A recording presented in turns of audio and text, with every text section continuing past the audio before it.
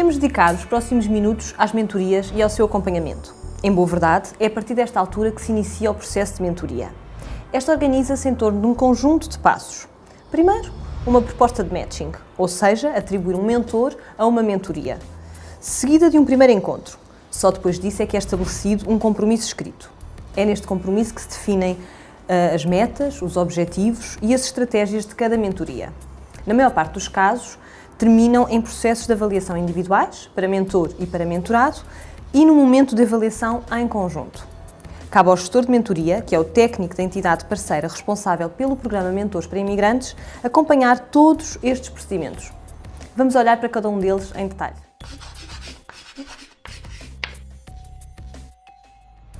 Como sabemos, o funcionamento do programa Mentores para Imigrantes decorre da existência de duas bases de dados.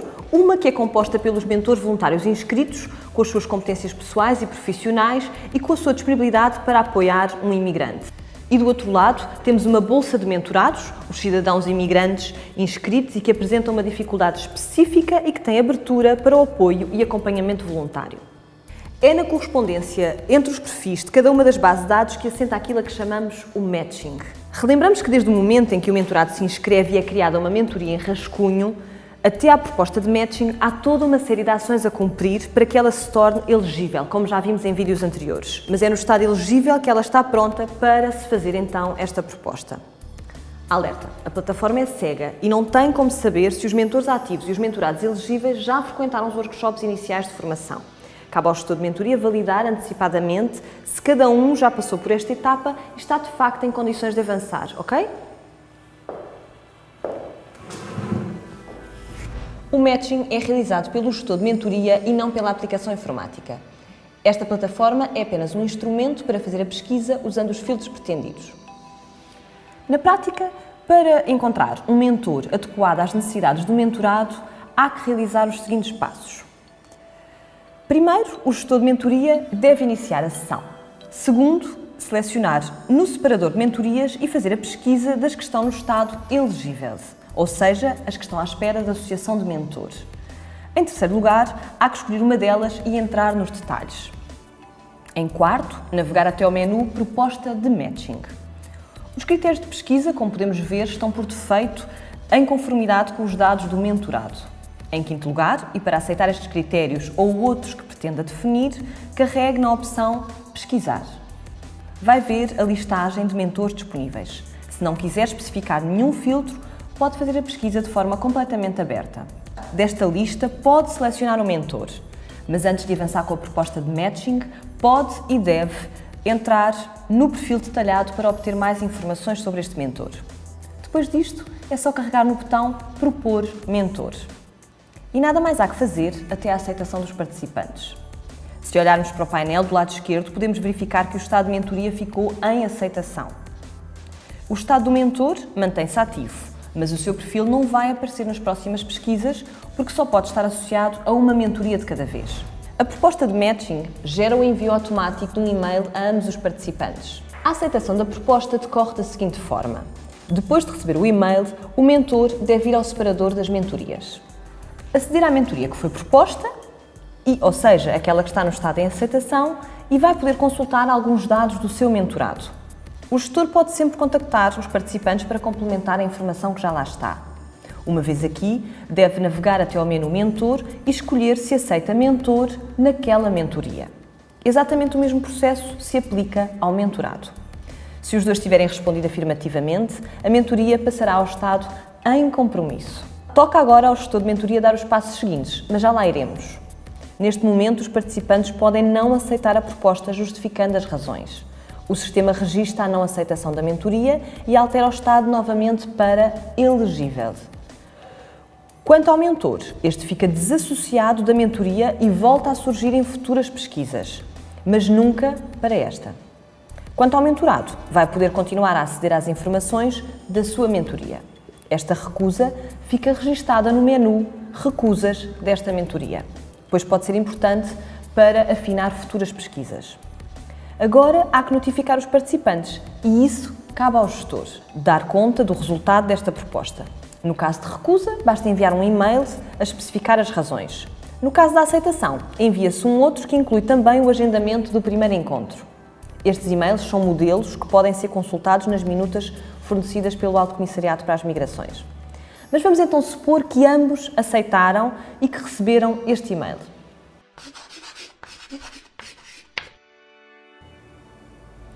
Enviado o e-mail aos participantes, estes têm então 8 dias para se reunirem.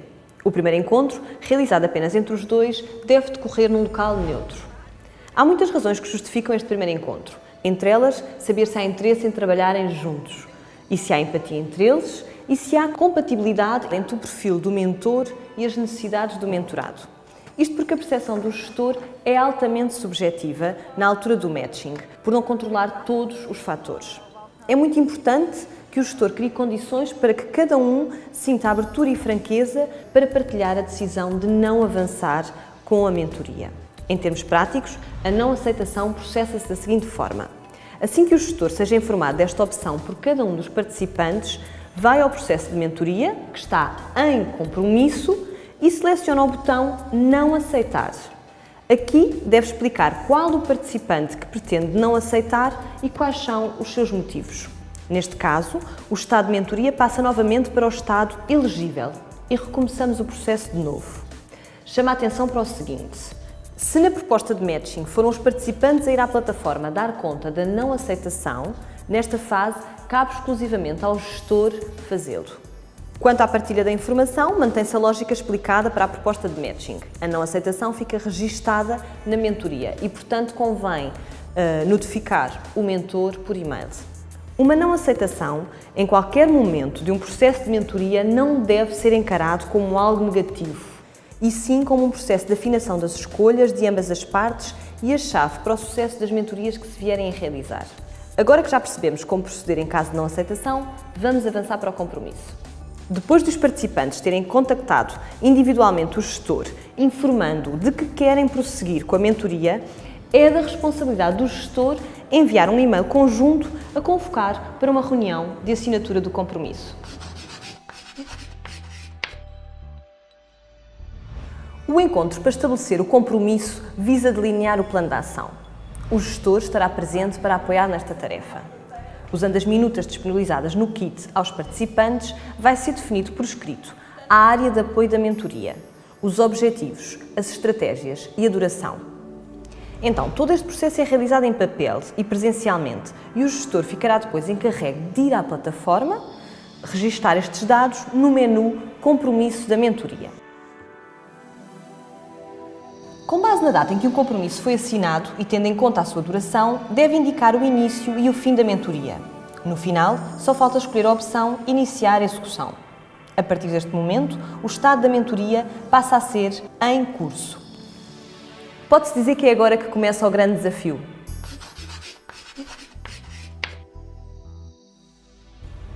Tantos passos dados para chegar finalmente ao processo de mentoria em si mesmo. Esta é de facto a altura em que mentor e mentorado colocam as mãos na massa e começam a trabalhar em conjunto de forma autónoma. As reuniões ocorrem presencialmente ou através de outras formas de contacto, como mensagens de texto, e-mails, telefonemas, entre outros. O mentor é o responsável pelo registro desta informação na plataforma. É a altura também em que o gestor de mentoria apenas tem que ir fazendo follow-up, ou seja, acompanhar a evolução da mentoria através dos registros de encontros ocorridos entre mentor e mentorado. Se não houver registros ou se alguma coisa não estiver a correr bem, há que mediar a situação entrando em contacto com os participantes. Há várias razões para não haverem registros. Um normal esquecimento, uma indisponibilidade ou então a não concretização de encontros. E assim vai avançando até ao momento em que a mentoria termina. Para isso, há ainda que avaliar. E esta é uma dimensão muito importante, não só para fechar o ciclo, como também para recolher dados que permitam validar o funcionamento do programa e o sucesso das mentorias em si mesmas. Voltamos a chamar a atenção que também nesta fase que acabamos de descrever, é possível que haja desistência por um dos participantes. Esta desistência pode ser realizada com ou sem avaliação.